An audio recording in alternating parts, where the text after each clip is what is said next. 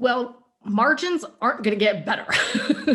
um, Not when you're going to be raising the corporate tax rate, which is it's a bit complicated for me to wrap my head around because it seems like you're driving with your foot on the brake, right? We're doing all the stimulus spending from the government, and then you're going to turn around and take more money out of the economy.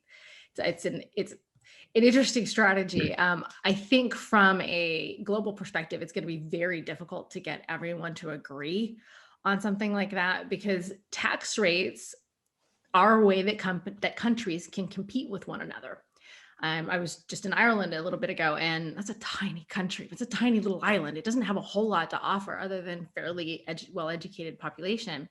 What it has been able to compete on is its tax code. And that drives everyone else nuts, but it doesn't have a whole lot else to go for. It's such a small little country, but yet it's managed to become a tech hub because of that.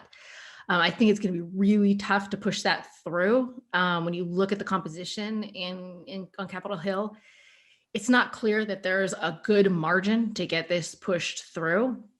It's going to be a difficult conversation to say, yes, give me money for stimulus, and at the same time, I'm going to then take money out of the economy. Kevin, what are your thoughts?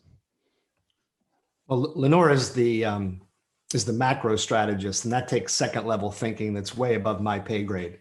But I look at it, from a domestic manager and think, yeah, let's absolutely implement global taxation because that benefits U.S. companies. And in theory and on paper, it sounds terrific, but in application and actually, making the collections, passing around the collection plate seems a little bit challenging to me.